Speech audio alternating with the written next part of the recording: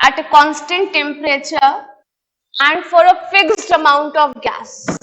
ठीक है, temperature and number of moles constant लेने हैं, अमाउंट यानी कि गैस का फिक्स लेना है. ठीक है, तो उन्होंने अगेन ये सब कहां से आए, एक्सपेरिमेंटली डिटरमाइंड है. ठीक है, उन्होंने कई सारे एक्सपेरिमेंट्स किए गैसेस को लेके, तो हर बार यही निकला कि अगर हम temperature at constant temperature and for a fixed amount of gas के लिए प्रेशर और वॉल्यूम में रिलेशनशिप देखें तो pressure and volume are inversely proportional. क्या आप प्रेशर बढ़ाएंगे तो वॉल्यूम कम हो जाएगा. ठीक है, आया समझ में. इसका एक एप्लीकेशन कहाँ देख सकते हैं, सिरिंज देखिए.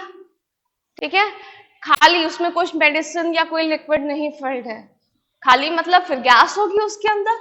ठीक है, तो सिरिंज को जब आप प्रेस करते हैं तो अंदर जो गैस है उसका वॉल्यूम कम हो जाएगा. ठीक है, और अगर उसका प्रेशर रिलीज करते हैं तो ये गैस जो अंदर भरी हुई है, एयर जो भरी हुई है, उसका वॉल्यूम बढ़ जाएगा. क्लियर. तो ये जो है ये प्रोपोर्शनैलिटी साइन, इसको समझेंगे. ठीक है, इससे बेटर साइन हमको नहीं मिला. तो अगेन प्रोपोर्शनैलिटी साइन अगर हटाएंगे तो हमें क्या मिलेगा, एक कांस्टेंट लगाना पड़ेगा. अगर हम इक्वल का साइन लाना है तो K1 इज द कांस्टेंट ये. ठीक है, अगर इसके बीच में हम ग्राफ बनाएं प्रेशर और वॉल्यूम, इनवर्स रिलेशनशिप है ना कि प्रेशर इंक्रीज करेगा तो वॉल्यूम डिक्रीज करेगा. तो ग्राफ कैसा आया, समवॉट इस तरीके का. ठीक है, प्रेशर आप y एक्सिस पे लेंगे, वॉल्यूम आप x एक्सिस पे लेंगे. ठीक है, तो दिख रहा है ना, अभी प्रेशर अगर हम P1 ले रहे हैं तो वॉल्यूम क्या है, V1. ठीक है, प्रेशर बढ़ा दिया, प्रेशर हमने क्या ले लिया, अब P1 से P2 ले लिया है, तो वॉल्यूम डिक्रीज हो गया V1 से V2. दिख रहा है. ठीक है, तो ये ग्राफ इस तरीके से आया. अब अगर हम इस इक्वेशन की बात करें, द सेकेंड इक्वेशन, तो एक लीनियर ग्राफ इक्वेशन पढ़िए, y is equal to mx plus c. दोनों इक्वेशन को कंपेयर करेंगे तो y एक्सिस पे हम क्या ले सकते हैं, एक और ग्राफ यहाँ पे बनाएंगे. y एक्सिस पे प्रेशर लेंगे, x एक्सिस पे क्या लेंगे, 1/v. तो ये x एक्सिस है, यहाँ पे हम क्या लेंगे, 1/v. m क्या बताता है, स्लोप, और यहाँ पे साइन कैसा है, पॉजिटिव. ठीक है, तो ये पॉजिटिव है, दैट इज ग्राफ क्या बनेगा, यहां से स्टार्ट होगा. ठीक है, मतलब इस डायरेक्शन में बनेगा, पॉजिटिव का मतलब ये है. और इंटरसेप्ट यहाँ पे 0 है, C स्टैंड्स फॉर इंटरसेप्ट, कि कहां पे ये ग्राफ जो है वो y एक्सिस को काटता है. तो यहाँ पे क्या है, 0, यानी कि ग्राफ आपका ये 0 से ही स्टार्ट होगा. चीज समझ में आई. दोनों इक्वेशन को कंपेयर करेंगे, y एक्सिस पे प्रेशर, x एक्सिस पे 1/v, m stands for slope, क्योंकि पॉजिटिव है ना, यहाँ पे कोई साइन नहीं, दैट इज पॉजिटिव. पॉजिटिव का मतलब होता है इस डायरेक्शन में आपका स्लोप ग्राफ आएगा. और इंटरसेप्ट क्या है, यहाँ पे 0. इंटरसेप्ट मतलब यहाँ कहाँ से, अगर कुछ वैल्यू होती तो कुछ यहाँ से ग्राफ शायद स्टार्ट करते कि यहाँ काट रहा है, कोई वैल्यू नहीं है, इसलिए हम 0 से स्टार्ट करेंगे. ठीक है, आ गया. और अगर हम इसका स्लोप निकालेंगे तो it will give the value of constant K1. ठीक है, K1 की वैल्यू हमें यहाँ से हम निकाल सकते हैं, ग्राफिकली भी निकाल सकते हैं. ठीक है, तो इस इक्वेशन को अगर हम फिर से लिख रहे हैं, P is equal to K1 1/v, तो ये लिख सकते हैं pressure volume, the product of pressure volume for a gas is equal to constant. यानी कि प्रेशर वॉल्यूम प्रोडक्ट अगर किसी गैस का लेते हैं तो वो कांस्टेंट होता है. ठीक है, अगर हम गैस का प्रेशर P1 ले रहे हैं तो उस पे वॉल्यूम क्या होगा, P1 पे वॉल्यूम क्या है, V1. ठीक है, तो वो किसके बराबर हो जाएगा, K1. अगर हमने प्रेशर P1 से P2 चेंज कर दिया है, ठीक है, P1 से P2 चेंज किया तो वॉल्यूम भी चेंज हो गया, V1 से V2, तो ये भी कांस्टेंट के बराबर हो गया क्योंकि गैस हमारी सेम है. ठीक है, अब इन दो इक्वेशंस को देखेंगे तो दोनों में क्या है, RHS सेम है. तो LHS को इक्वेट कर सकते हैं। So we are getting P1 V1 is equal to P2 V2 लिख सकते हैं। तो ये आपकी एक इक्वेशन बन जाती है। और इसको रीअरेंज करके लिख सकते हैं P1 upon P2 is equal to V2 upon V1। Clear? 4 variables है। वेरिएबल्स मतलब इनकी वैल्यूज चेंज होती जाएगी। अगर 3 के वैल्यूज पता हैं तो चौथे की आप निकाल सकते हैं। क्लियर? तो इस पे बेस्ड एक न्यूमेरिकल करेंगे, बट उससे पहले कुछ ग्राफ, क्योंकि ग्राफिकल क्वेश्चंस देखे गए हैं, इस चैप्टर से पूछे जाते हैं। तो ये दो, क्योंकि मान लीजिए ग्राफ आते हैं, आपको आइडेंटिफाई करना हो कि बॉयल्स लॉ का ग्राफ कौन सा है, या 3-4 ग्राफ दिए कि कौन सा बॉयल्स लॉ को फॉलो नहीं करता है। तो एटलीस्ट ये जो है अभी जो सामने बनाए हैं ये बॉयल्स लॉ को फॉलो कर रहे हैं। एक और ग्राफ बनाए यहां से है कि प्रेशर वॉल्यूम जो प्रोडक्ट होता है वो कांस्टेंट होता है for a given gas, for a given amount of gas and at a given temperature. तो अगर हम इसका एक ग्राफ ये बनाएं, प्रेशर वॉल्यूम वाई एक्सिस पे ले लिया और यहाँ पे प्रेशर ले लिया एक्स एक्सिस पे, तो इसका ग्राफ क्या आएगा? स्ट्रेट लाइन, हॉरिजॉन्टल लाइन, क्योंकि कांस्टेंट है। प्रेशर वॉल्यूम का जो प्रोडक्ट होता है वो कांस्टेंट है। प्रेशर की वैल्यू लो है, हाई है, इट हार्डली मैटर्स, उसकी एक कांस्टेंट वैल्यू आएगी। ठीक है? इसी तरह से प्रेशर वॉल्यूम लिया है वाई एक्सिस पे और एक्स एक्सिस पे वॉल्यूम लिया है, तो अगेन एक कांस्टेंट वैल्यू आएगी, therefore a straight line. It hardly depends upon the volume also. ठीक है? तो ये यहां से आप इसको देख सकते हैं। तो ये 4 तरीके के ग्राफ बना दिए। अदर देन दिस अगर कुछ ग्राफ मिलता है दैट इज हो सकता है वो बॉयल्स लॉ को फॉलो ना करता हो, या डिपेंडिंग कोई भी जो भी क्वेश्चन जो लैंग्वेज पूछी गई। ठीक है? तो इसको रब कर रहे हैं फिर।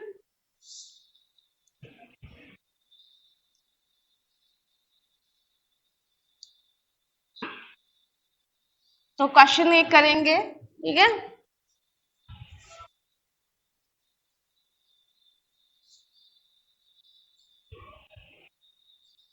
बट उस क्वेश्चन को करने से पहले कुछ यूनिट्स के कन्वर्जन्स करेंगे हम लोग, क्योंकि कई बार होता है कि किसी यूनिट में क्वेश्चन गिवन होता है और दूसरे यूनिट में पूछा गया है।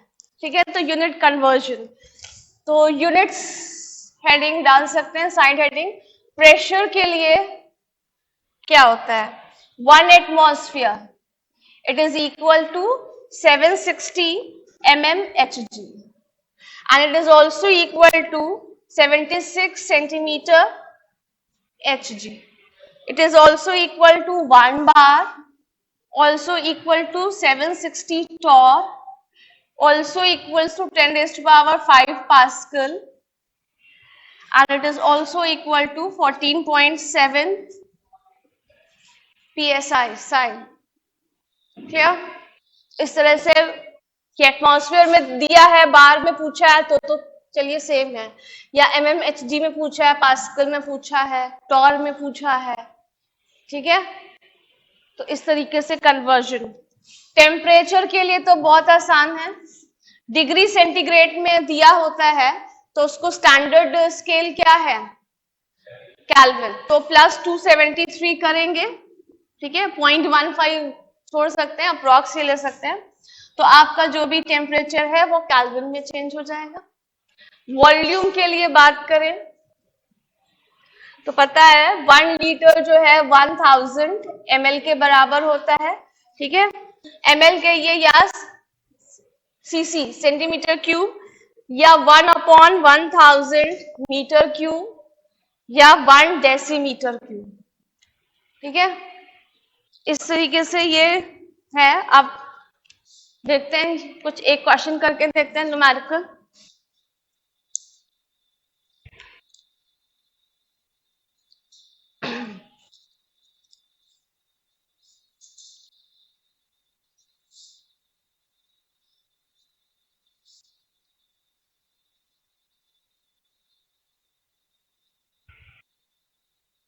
चलिए स्टार्ट करें। A gas is present in 10-liter container. A gas is present in 10-liter container at 5 atmosphere pressure. At 5 atmosphere pressure. Find pressure in torr. Unit का कन्वर्जन आएगा यहाँ पे, ठीक है. Find pressure in torr when volume of gas is increased. When volume of gas is increased to 100 liter to 100 liter at 27 degree centigrade. At 27 degree centigrade. Temperature constant है, ठीक है. Volume change हो रहा है तो प्रेशर भी change होगा.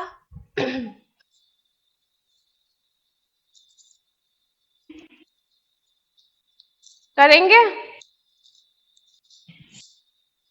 V1 की वैल्यू क्या दिया हुआ है? 10 लीटर्स. V2 की वैल्यू दिया है 100 लीटर्स, ठीक है. P1 क्या है? 5 एटमॉस्फेयर और P2 पूछा गया है. तो पहले एटमॉस्फेयर में ही निकाल लें और उसके बाद उसको टॉर में कन्वर्ट कर लेंगे. तो P1 upon P2 is equal to V2 upon V1. P2 निकालना है तो क्या हो जाएगा? P1 V1 upon V2. P1 की वैल्यू है 5 एटमॉस्फेयर, V1 10 अपॉन 100. तो क्या हो जाएगा? 1/2 एटमॉस्फेयर या 0.5 लिख सकते हैं. टॉर में कन्वर्ट करना है तो 760 से मल्टीप्लाई कर देंगे तो क्या हो जाएगा?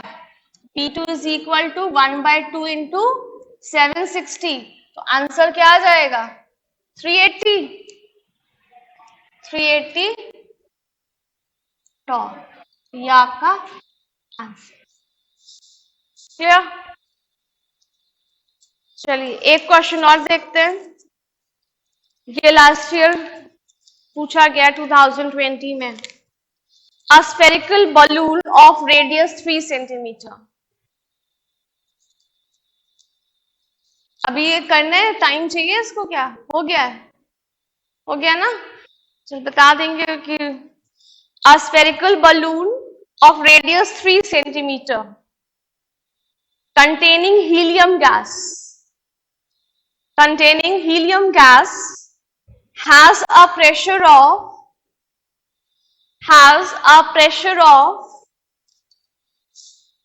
48 into 10 raised power minus 3 bar. ठीक है. At the same temperature, the pressure of a spherical balloon of radius 12 centimeter containing the same amount of gas. छूट गया.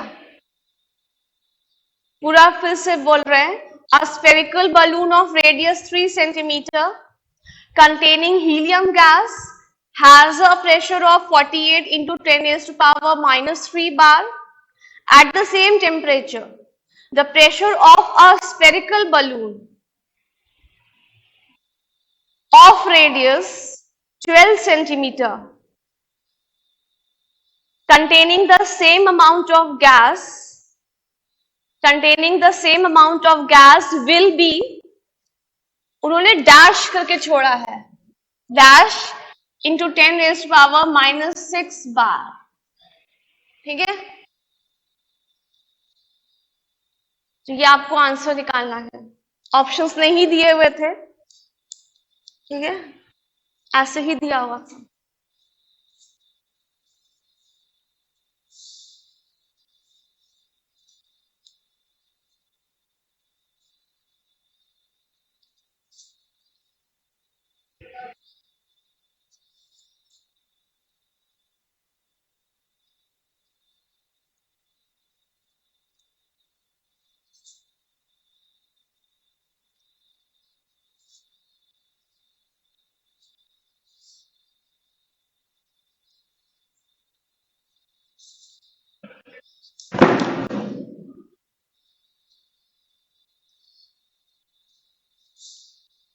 रेडियस बढ़ गया है तो वॉल्यूम भी बढ़ गया होगा, ठीक है।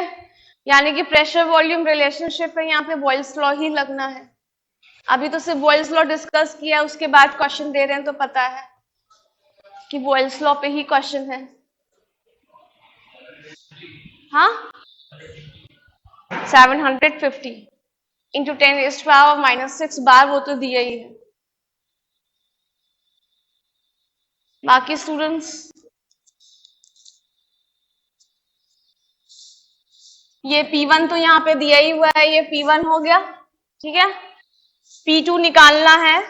V1 क्या है, क्योंकि स्फेरिकल बलून है तो 4/3 पाई r क्यूब, और r की वैल्यू 3 सेंटीमीटर दिया है तो ये हो जाएगा। V2 क्या हो जाएगा, 4/3 पाई, आपकी 12 सेंटीमीटर हो गया तो उसका, तो क्या होता है P1 upon P2 is equal to V2 upon V1।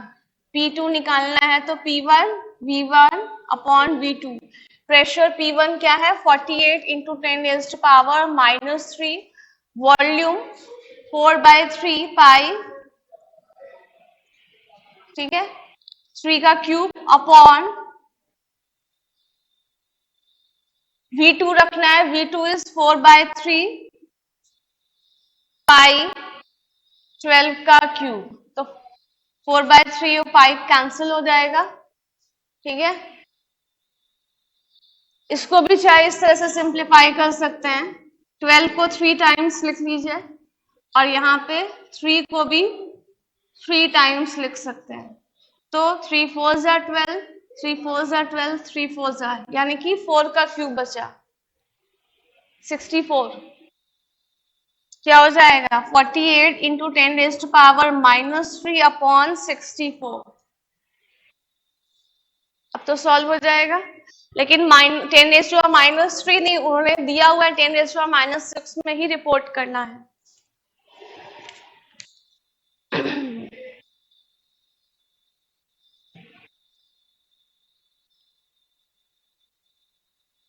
आया, आ गया, 750 आ गया।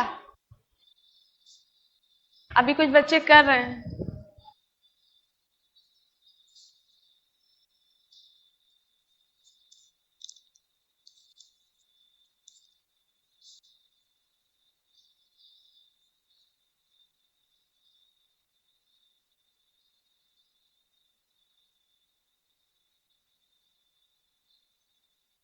आ गया, आप लोग रह गए पीछे।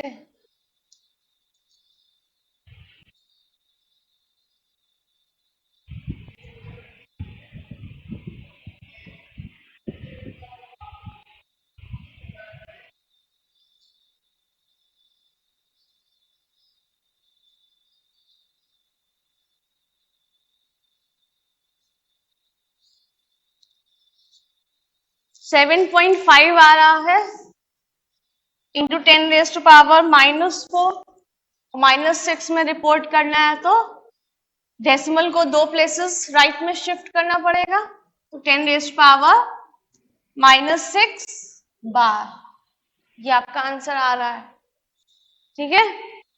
चलिए आगे मूव करते हैं। यहाँ पे लास्ट लाइन लिखी हुई है कि each curve of pressure versus volume graph is called isotherm, क्योंकि टेम्परेचर कांस्टेंट है, temperature throughout the experiment same रहेगा, तो same temperature means isotherm. Therm stands for temperature, heat energy या temperature, iso stands for same. तो जो भी graph आया था, ठीक है, चाहे प्रेशर वर्सेस वॉल्यूम, अभी ये नेक्स्ट अभी बना भी हुआ है ग्राफ, ठीक है, ये ग्राफ बना हुआ है, चाहे प्रेशर वर्सेस वॉल्यूम में लिया है, through out the experiment temperature constant है, लेकिन यहाँ तो टेम्परेचर वेरी दिख रहा है, अलग अलग दिख रहा है, तो कैसे कांस्टेंट कैसे हुआ, इसको एक्सप्लेन करेंगे। दोनों ग्राफ में यहाँ पे भी दिखा है कि टेम्परेचर वेरी कर रहा है, इतने सारे ग्राफ क्यों बने हुए हैं, कर्व्स क्यों बने हैं, स्ट्रेट लाइन क्यों बनी हुई है। कई एक्सपेरिमेंट परफॉर्म किए गए हैं, उनको एक साथ रखा गया है, ठीक है। तीन अलग अलग टेम्परेचर में। तो जब तक ये 200 केल्विन पे एक्सपेरिमेंट किया गया था, तो through out that experiment temperature was constant 200 kelvin. फिर अलग से फिर से किया गया experiment and through out that experiment 400 kelvin constant था, और थर्ड एक्सपेरिमेंट में 600 केल्विन कांस्टेंट था। तो अलग अलग तीन ग्राफ बनाने की जगह पे एक ही ग्राफ बना दिया गया। ठीक है, तो यही है कि प्रेशर अगर आपका हाई होगा तो वॉल्यूम कम होगा, प्रेशर कम होगा तो वॉल्यूम ज्यादा होगा। इस तरह से देख सकते हैं। और यहाँ पे प्रेशर वर्सेस 1/V, ठीक है, इनवर्स ऑफ वॉल्यूम। तो इस तरीके से आपको स्ट्रेट लाइन मिलेगी। क्लियर? तो अगेन यहाँ पे भी तीन अलग अलग टेम्परेचर पे तीन अलग अलग एक्सपेरिमेंट है, लेकिन अलग अलग ग्राफ देने की बजाय एक ही ग्राफ में दे दिया है। और through out the experiment temperature constant है। तो ये जितने भी चाहे कर्व्स हो चाहे स्ट्रेट लाइन है, इनको आइसोथर्म कहा गया है। क्लियर? आगे मूव करते हैं। तो इसकी यूटिलिटी, एप्लीकेशन बॉयल्स लॉ का क्लियर है। अभी सिरिंज की बात करी, प्रेशर ज्यादा लगाएंगे तो जो अंदर एयर है उसका वॉल्यूम कम हो जाएगा। प्रेशर कम लगाएंगे दैट इज सिरिंज पूरा एक्सटेंडेड रहेगी, पूरा पीछे तक है उसका, तो वॉल्यूम अंदर जो एयर का है वो ज्यादा होगा। जो रेस्पिरेशन हम लोग करते हैं वो भी क्या है, बॉयल्स लॉ। जब हम लोग इनहेल करते हैं तो हमारे जो लंग्स होते हैं उसका वॉल्यूम कम होता है। ठीक है, जब इनहेल करेंगे तो वॉल्यूम ज्यादा होता है, तो प्रेशर अंदर कम होगा। और गैसेस जो होते हैं हमेशा हाई प्रेशर से लो प्रेशर तक फ्लो करते हैं। Gases always flow from high pressure to low pressure. Lungs का वॉल्यूम ज्यादा, जब हम इनहेल करते हैं, अभी आप एक्सपीरियंस भी कर सकते हैं, तो वॉल्यूम ज्यादा है, यानी कि लंग्स में क्या है, प्रेशर कम है, एयर का प्रेशर ज्यादा है। तो अंदर से जो है ऑक्सीजन जो है या एयर जो है वो लंग्स में अंदर ट्रैवल करेगी। क्लियर? इनहेल। और जब हम एक्सहेल करते हैं, ठीक है, तो हमारे लंग्स का क्या हो जाएगा, वॉल्यूम कम हो जाता है, तो प्रेशर ज्यादा है as compare to the outside environment. तो अगेन गैसेस क्या होते हैं, हाई प्रेशर से लो प्रेशर फ्लो करेंगे। तो जो कार्बन डाइऑक्साइड हम लोग एक्सहेल करते हैं, तो कार्बन डाइऑक्साइड लंग्स से बाहर की तरफ निकल आएगी। क्लियर? सो ये भी बॉयल्स लॉ पे ही बेस्ड है, जो हम लोग रेस्पिरेशन करते हैं। आगे मूव करते हैं, चार्ल्स लॉ। ठीक है, तो चार्ल्स लॉ में उन्होंने टेम्परेचर और वॉल्यूम के बीच में रिलेशनशिप स्टडी किया था गैसेस के लिए।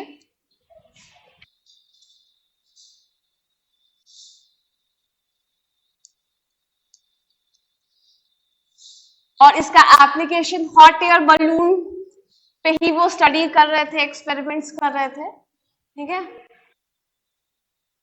तो पहले देखते हैं क्या हुआ। उन्होंने जब एक्सपेरिमेंट्स परफॉर्म करे तो उन्होंने कहा कि 0 डिग्री सेंटीग्रेड पे कोई गैस है, तो उसका वॉल्यूम, जो इनिशियल वॉल्यूम है वो V0 ले लिया। 0 डिग्री सेंटीग्रेड पे कोई गैस है तो, ठीक है। अगर हम 1 डिग्री टेम्परेचर राइज करते हैं उस गैस का, तो वॉल्यूम भी जो है वो 1/273.15 जो है वो वॉल्यूम इंक्रीज करता है ओरिजिनल वॉल्यूम का। ठीक है, तो ओरिजिनल वॉल्यूम का इतना फ्रैक्शन तो ये लिख सकते हैं। ठीक है, इंक्रीज करता है तो हम ऐसे लिख सकते हैं। फिर से बोल रहे हैं, उन्होंने कहा कि जब किसी गैस का 1 डिग्री टेम्परेचर इंक्रीज करते हैं, ठीक है, तो ओरिजिनल वॉल्यूम जो, यानी कि 0 डिग्री सेंटीग्रेड पे जो उस गैस का वॉल्यूम होता है उसका 1/273.15 फ्रैक्शन इंक्रीज करता है। तो ओरिजिनल वॉल्यूम ये है, इसका पहले इतना फ्रैक्शन निकाल लिया, और इंक्रीज करता है तो ओरिजिनल में हम इतना फ्रैक्शन ऐड कर देंगे तो बढ़ जाएगा वॉल्यूम, तो नया वॉल्यूम आ जाएगा। दैट इज, इसको VT कहा गया है, क्योंकि जरूरी नहीं है हम हर एक्सपेरिमेंट में 1 डिग्री टेम्परेचर बढ़ाएं, वो 10 डिग्री, 15 डिग्री, 25 डिग्री, तो इसको भी हमने क्या कर दिया है, T से।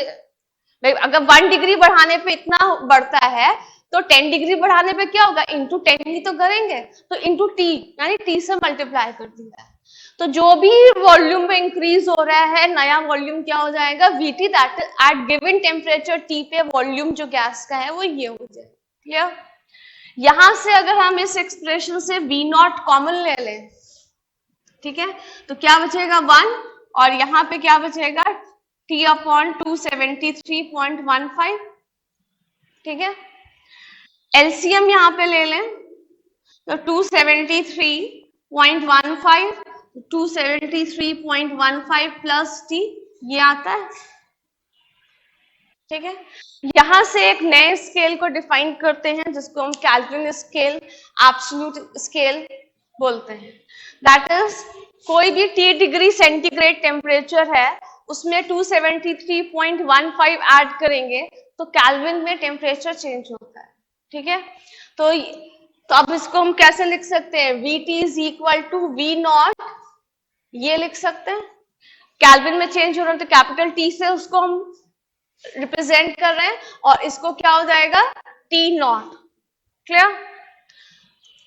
तो हम क्या लिख सकते हैं, Vt upon V naught is equal to Tt upon T naught, और अगर 1 और 2 के फॉर्म में करना है जैसे P1 V2 करा था पिछले उसमें, तो हम लिख सकते हैं V2 अपॉन V1 लिख सकते हैं, क्योंकि इनिशियल ये था, फाइनल ये था, तो इनिशियली V1 है और फाइनल V2 है, तो टेम्परेचर भी क्या हो जाएगा T2 अपॉन T1। और अगर सीधा लिखना है तो V1 upon V2 is equal to T1 upon T2, या यहां से आप कह भी सकते हैं कि volume is volume of at constant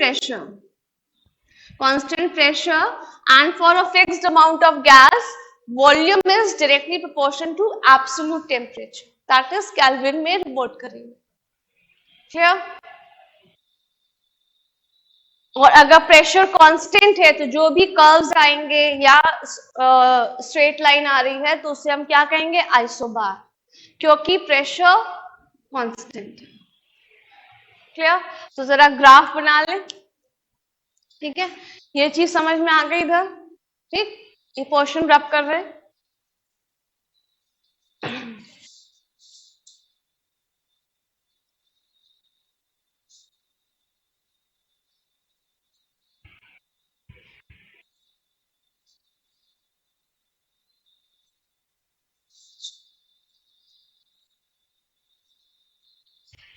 ये आपका ग्राफ बना हुआ है यहाँ पे, ठीक है।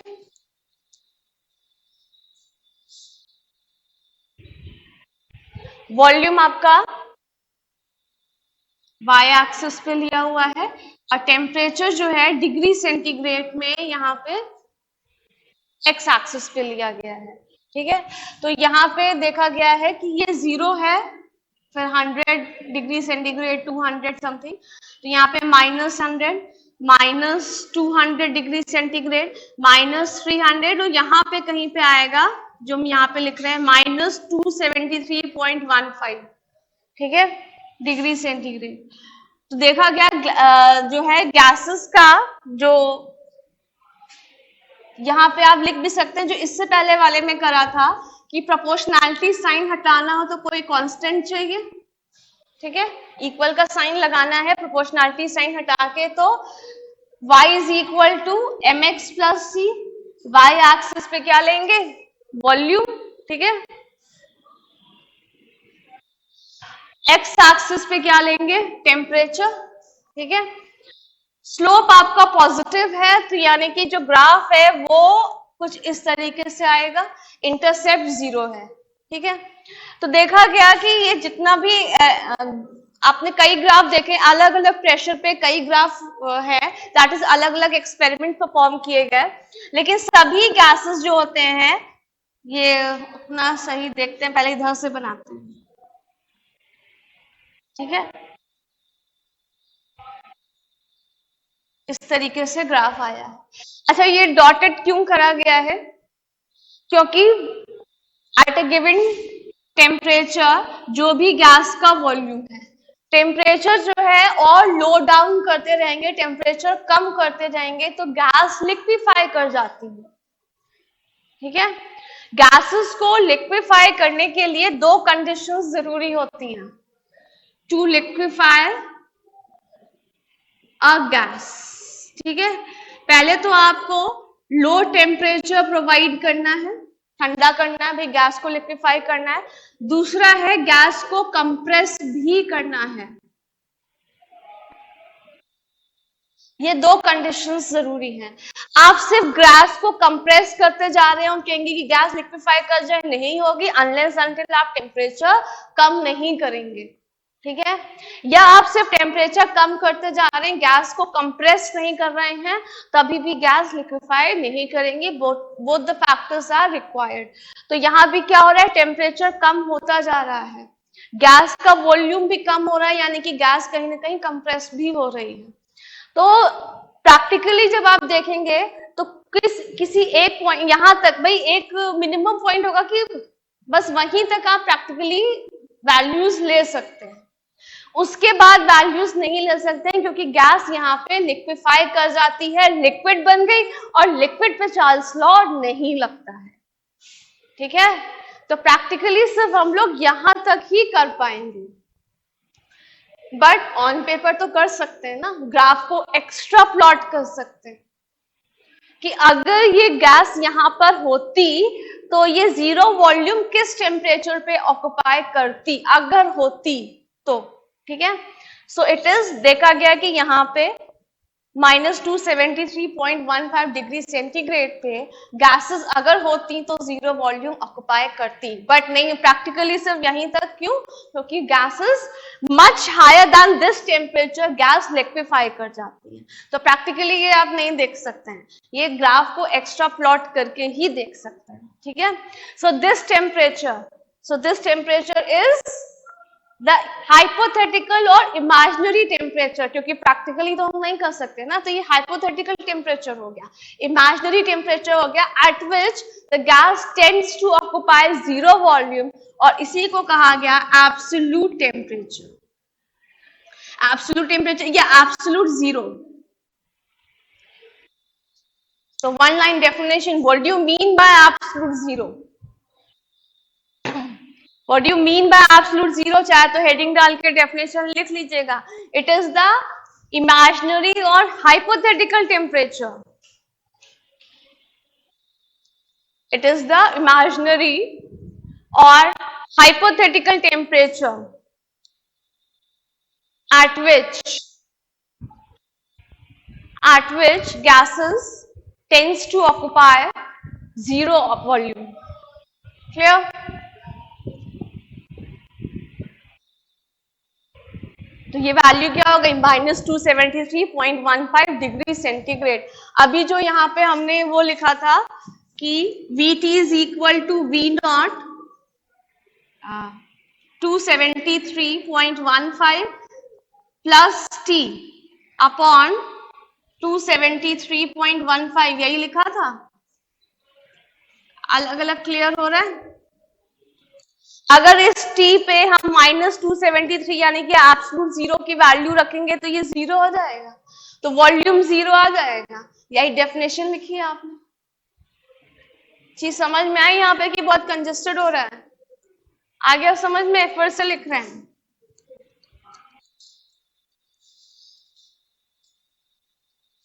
हमने लिखा था Vt is equal to V0 273.15 plus T upon 273.15, यही लिखा था एक्सप्रेशन।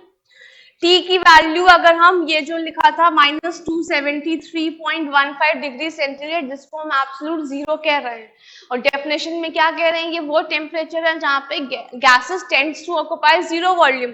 आप वैल्यू रख के देख लीजिए, अगर यहाँ पे यही वैल्यू माइनस दिस वैल्यू, तो क्या हो जाएगा, जीरो। तो वॉल्यूम क्या हो जाएगा, जीरो। यही डेफिनेशन भी है कि गैसेस ऑक्युपाई जीरो वॉल्यूम। ठीक है, दिस इज एब्सोल्यूट जीरो। चलिए, तो ये ग्राफ क्लियर है। इसका एप्लीकेशन चार्ल्स लॉ का बताया भी था। हॉट एयर बलून, ठीक है, टेम्परेचर बढ़ाएंगे तो गैस का वॉल्यूम क्या हो जाएगा, बढ़ेगा।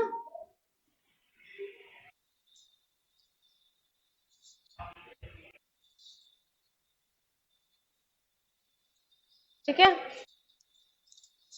तो यही तो रिलेशनशिप है। टेम्परेचर आप किसी गैस का बढ़ाएंगे तो वॉल्यूम बढ़ेगा, गैस एक्सपैंड करेगी उसका वॉल्यूम बढ़ेगा, गैस लाइटर इन वेट होगी और तभी वो हॉट एयर बलून राइज करता है। क्लियर? तो ये वही एक्सपेरिमेंट हो गया। तो ये वॉल्यूम और टेम्परेचर के बीच में आपका ग्राफ, ठीक है। चलिए आगे मूव करते हैं। गे-लुसाक्स लॉ, ठीक है। यहां पे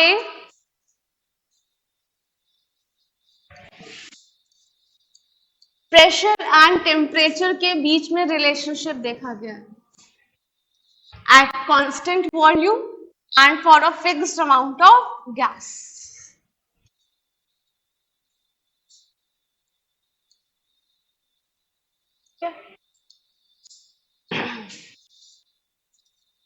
या उससे पहले कोई क्वेश्चन देखा जाए चार्ल्स लॉ पे। हाँ देखिए क्वेश्चन देखिए, बहुत इजी सा है।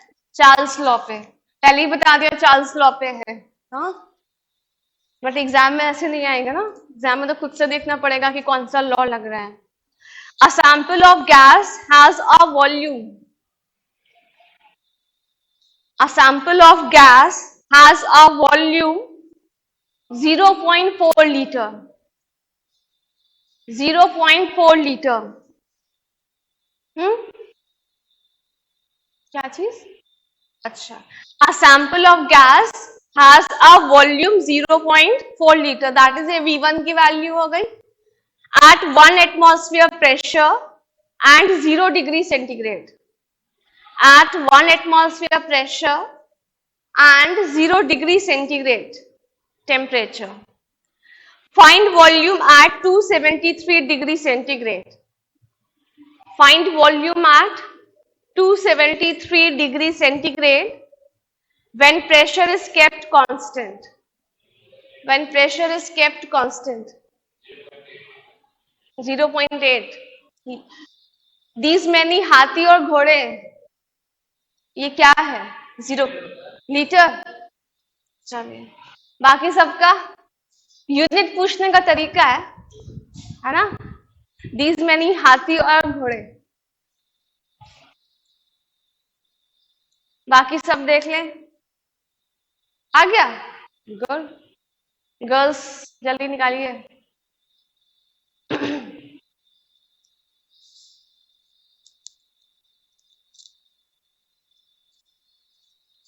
V1 upon T1 is equal to V2 upon T2। निकालना क्या है? वॉल्यूम। तो यानी कि V2 निकालना है तो V1 into T2 upon T1। Volume पहले क्या दिया है? 0.4 लीटर्स, ठीक है, इंटू T2 डिग्री सेंटीग्रेड में दिया हुआ है, तो उसमें हम 273 ऐड करेंगे। दिया भी 273 डिग्री सेंटीग्रेड है और उसमें 273 ऐड करेंगे, तो उसको हम 2 इंटू 273 लिख लें, ठीक है। और T1 जो है 273 दिया है तो कैंसिल हो जाएगा, तो क्या हो जाएगा? 0.8 लीटर्स। क्या अलग से उसे केल्विन में ऐड करना नहीं पड़ा, यहीं पे ट्वाइस कर दीजिए क्योंकि यहां से तो फिर वन टाइम कैंसिल हो जाएगा। क्लियर? चलिए अब बढ़ते हैं गे-लुसाक्स लॉ पे। तो गे-लुसाक्स लॉ, इन्होंने एक्सपेरिमेंट्स किए और देखा गया कि अगर at constant volume and for a fixed amount of gas करा जाए तो pressure of that gas is directly proportional to its temperature, ठीक है।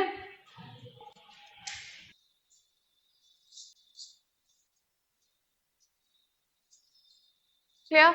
At constant volume, pressure of a fixed amount of gas varies directly with the temperature. ठीक है, again ये proportionality sign ही इसको समझेंगे, था नहीं प्रोपोर्शनैलिटी साइन, वही लगाया है। तो अगेन इक्वल का साइन चाहिए तो क्या हो जाएगा? K3 लगाना पड़ेगा, कोई कांस्टेंट T, ठीक है। तो Y is equal to mx plus C, तो प्रेशर आपका y एक्सिस पे, x एक्सिस पे टेम्परेचर, ठीक है, एंड पॉजिटिव स्लोप है और इंटरसेप्ट 0 है, ठीक है। तो अगेन जो है ये इस तरीके के ग्राफ आएंगे, और टेम्परेचर बहुत ज्यादा लो करेंगे तो गैस लिक्विफाई कर जाएगी, यानी कि उससे नीचे नहीं करेंगे तो एक्स्ट्रापोलेट करके देख सकते हैं, ठीक है। टेम्परेचर लो करते जाएंगे तो एक पॉइंट पे क्या होगा, गैसेस लिक्विफाई कर जाएंगे। हर गैस का अपना अपना टेम्परेचर अलग होता है कि किस टेम्परेचर पे लिक्विफाई कर रही है। अभी ये लिक्विफैक्शन ऑफ गैसेस अलग से पढ़ेंगे, ठीक है। तो इसको हम इसी इक्वेशन को हम और भी लिख सकते हैं, P upon T is equal to K3 a constant. Temperature T1 है तो उस पे गैस का प्रेशर क्या होगा, P1। टेम्परेचर T1 से चेंज कर दिया T2 तो प्रेशर भी चेंज हो जाएगा P2, बट अगेन ये कांस्टेंट के इक्वल ही होगा, P अपॉन T का रेशियो। RHS सेम है तो LHS को इक्वेट कर सकते हैं, so we can write P1 upon T1 is equal to P2 upon T2, clear? Or you can write P1 upon P2 is equal to T1 upon T2. Again 4 variables हैं, 3 अगर known है तो 4th one calculate कर सकते हैं। And क्योंकि volume constant है तो ये जो भी ग्राफ मिल रहा है, ठीक है, इसको हम क्या कहेंगे, isochore. Core stands for volume, तो सेम वॉल्यूम है, कांस्टेंट वॉल्यूम है, तो इसीलिए आइसोकोर। तो इसका ग्राफ बना भी हुआ है, उसे देख सकते हैं। तो यहाँ भी देखिए एक्स्ट्रापोलेशन किया गया, दैट इज ग्राफ को एक्स्ट्रा प्लॉट किया गया, क्योंकि टेम्परेचर, ठीक है, एक पॉइंट पे सभी गैसेस लिक्विफाई कर जाती, सबका टेम्परेचर अलग है, तो प्रैक्टिकली आप सिर्फ यहीं तक कर सकते हैं। बट अगर आप 0 केल्विन तक देखना चाहते हैं कि क्या प्रेशर होगा, तो प्रेशर भाई जब गैस लिक्विफाई ही कर गई है, उनका वॉल्यूम ही 0 हो जाता है, तो प्रेशर भी 0 हो जाएगा। तो उसको हम एक्स्ट्रा प्लॉट करके देख सकते हैं, ठीक। चलिए, इसका एप्लीकेशन गेल-लुसाक्स लॉ का आपका डेली लाइफ में इसको करते भी, साइकिल में या 2 व्हीलर में, 4 व्हीलर में टायर में हवा भरवाई है। जब एक्सट्रीम समर्स होते हैं तो जो हवा भरवाते हैं तो थोड़ी सी कम, अगर 40 तक भरवाते हैं तो 35 ही भराते हैं, क्योंकि ऑलरेडी टेम्परेचर ज्यादा है, तो गैस एक्सपैंड करेगी और गैस का प्रेशर भी ज्यादा हो जाएगा टायर के अंदर, ठीक है। अभी एक्सट्रीम विंटर्स आ जाएंगे, may be December January something, ठीक है। तब क्या होगा, अगर आप 30 भरवा रहे थे समर्स में तो 40 तक भरवाते हैं, क्योंकि टेम्परेचर कम है तो गैस का प्रेशर कम है, ठीक है। बट हमें तो प्रेशर उतना चाहिए ना टायर के अंदर, तो 35 की जगह हम 40 भरवाते ताकि हमें रिक्वायर्ड प्रेशर मिल पाए। तो ये आपकी डेली लाइफ से एप्लीकेशन है कि pressure, volume, pressure and temperature, that is Gay Lussac's law. अब जब हवा भरवाएंगे तो शायद गेल-लुसाक्स को याद करेंगे, ठीक है। चलिए आगे बढ़ते हैं, एवोगैड्रो लॉ।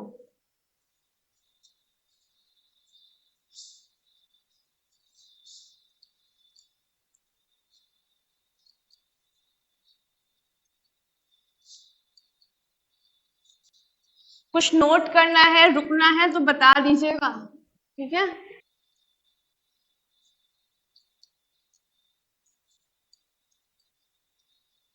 ऐसा आपको टाइम मिल रहा होगा नोट करने के लिए।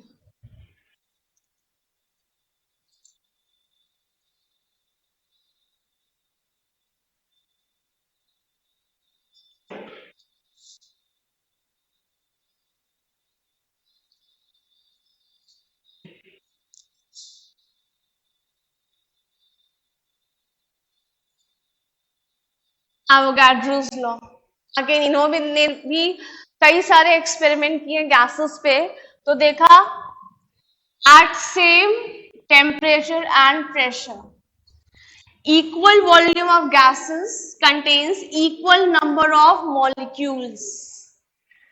उन्होंने कहा कि अगर वॉल्यूम सेम रखा जाए और सेम टेम्परेचर एंड प्रेशर है तो equal volume of gases contains equal number of molecules. फिर ये आया कि नहीं, गैस के लिए जब हम अमाउंट की बात करते हैं तो उसकी स्टैंडर्ड यूनिट क्या है, मोल, ठीक है, तो उन्होंने कहा कि 6.022 into 10⁻23 मॉलिक्यूल्स जो होते हैं वो क्या होते हैं, 1 मोल के बराबर होते हैं। ठीक है, तो उन्होंने कहा कि at standard temperature and pressure, standard temperature and pressure क्या हो जाएगा, वहां पे दिया है स्टैंडर्ड टेम्परेचर जो होगा 273.15 केल्विन एंड स्टैंडर्ड प्रेशर जो होगा वो 1 बार होगा। ठीक है, तो स्टैंडर्ड टेम्परेचर एंड प्रेशर पर, एसटीपी पर आप कह सकते हैं कि equal volume of gases contain equal number of moles, now it is moles. ठीक है, इक्वल नंबर ऑफ मोल्स। और देखा गया कि अगर 1 मोल गैस है तो उसका जो वॉल्यूम होता है 1 मोल gas, volume of 1 mole gas is called molar volume कहा जाता है। और एट एसटीपी मोलर वॉल्यूम क्या की वैल्यू क्या होती है, 22.7 लीटर्स।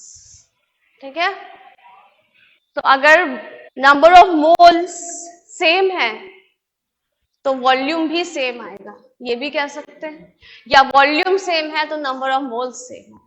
क्लियर?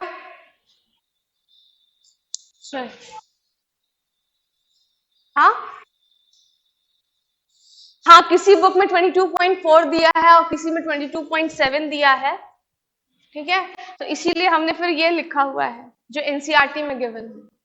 ठीक है, कुछ बुक्स में यहाँ 22.4 भी मिलेगा, बट हम फिर जहां पे डायलेमा होता है वहां पर एनसीईआरटी फॉलो कर लेते हैं।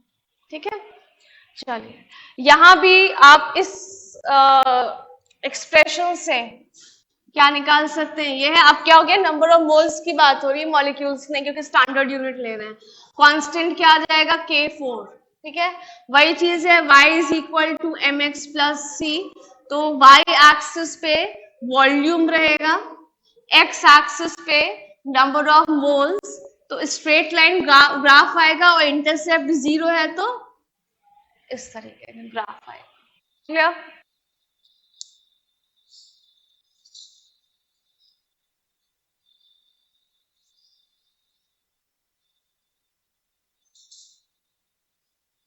Now the ideal gas.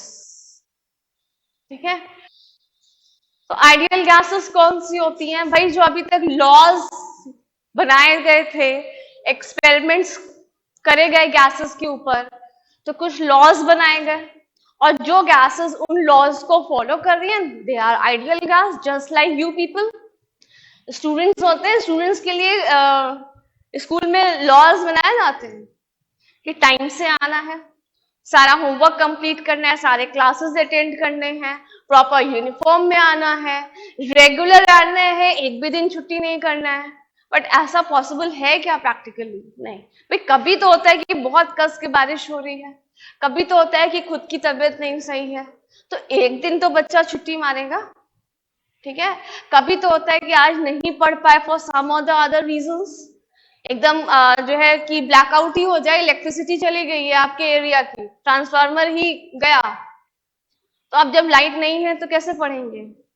लेकिन नहीं, आप केरोसिन लैम्प जला के पढ़िए, बट आपको पढ़ना है बीइंग अ आइडियल स्टूडेंट।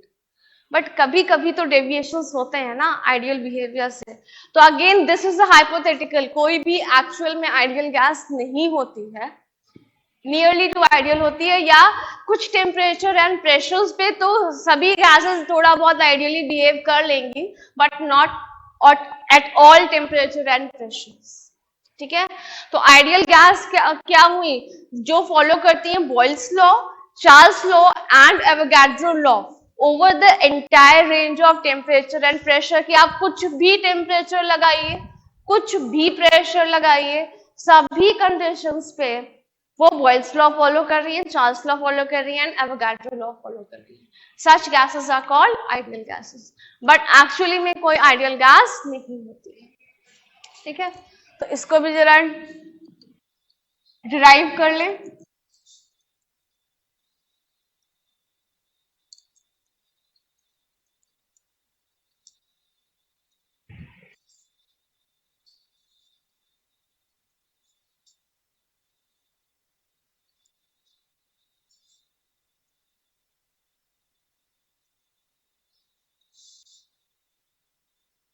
चलिए, पहला क्या है, बॉयल्स लॉ। बॉयल्स लॉ के अकॉर्डिंग हम क्या लिखेंगे, volume is inversely proportion to pressure. ये क्या हो गया, बॉयल्स लॉ। दूसरा क्या है, चार्ल्स लॉ। चार्ल्स लॉ में क्या है, volume is directly proportion to absolute temperature. Then Avogadro law, तो volume is directly proportion to number of moles. Again तीनों इक्वेशन में LHS सेम है तो RHS को इक्वेट कर सकते हैं। सो वी आर गेटिंग, क्या मिलेगा, NT अपॉन P, यही मिलेगा। ठीक है, प्रोपोर्शनैलिटी साइन हटाना है तो कोई कांस्टेंट लाना है, तो यहाँ पे क्या हो जाएगा, nRT। R is a gas constant और P को अगर हम इधर मल्टीप्लाई कर लें, this is an ideal equation. R क्या है, R is a universal gas constant और इसे क्या कहा गया, it is called equation of state. क्योंकि यहाँ पे क्या है, प्रेशर है, वॉल्यूम है, नंबर ऑफ मोल्स है, टेम्परेचर है, और यही वेरिएबल्स की जब फिक्स्ड वैल्यू होती है, जब तक चेंज हो रही तब तक नहीं, जब इनकी फिक्स्ड वैल्यू होती है तब ये किसी गैस की स्टेट को डिफाइन करते हैं कि क्या उसकी फिजिकल स्टेट है। तो इसीलिए क्या कहा गया है, इक्वेशन ऑफ स्टेट। ठीक है, इक्वेशन ऑफ स्टेट। ठीक है, अगेन हम यहाँ पे क्या करेंगे, अगर टेम्परेचर T1 ले रहे हैं तो प्रेशर P1 होगा, वॉल्यूम V1 होगा, नंबर ऑफ मोल्स गैस के कांस्टेंट हैं और R भी एक गैस कांस्टेंट है। इसी इक्वेशन को रीअरेंज करा है, कांस्टेंट एक तरफ ले लिया। ठीक है, अगर टेम्परेचर T1 से T2 ले लेंगे तो ऑब्वियसली प्रेशर P2 चेंज हो जाएगा, V1 जो है वॉल्यूम वो V2 में चेंज हो जाएगा। N और R ये कॉन्स्टेंटली नंबर ऑफ मोल्स और गैस कांस्टेंट तो है ही कांस्टेंट। इन दोनों इक्वेशंस को अगर हम इक्वेट करें तो RHS सेम है तो LHS उनका जो है इक्वेट कर सकते हैं। तो P1 V1 upon T1 is equal to P2 V2 upon T2 और इसी को कहा गया है कंबाइंड गैस इक्वेशन। और यहाँ पे 6 वेरिएबल्स हैं, तो अगर आपको 5 वेरिएबल्स की वैल्यू पता है तो आप 6th वन कैलकुलेट कर सकते हैं। ठीक है, आया समझ में। अब इसी पे बेस्ड एक आपको ग्राफिकल क्वेश्चन भी करना है, तो लेकिन अब वो नेक्स्ट क्लास में करें। ठीक है, वो पूछा गया है, लास्ट ईयर पूछा गया आइडियल गैस में। ठीक है, so that's all for today. और रिवाइज करके आएगा, जो पूछना है वो पूछ सकते हैं कल क्लास में। हाँ।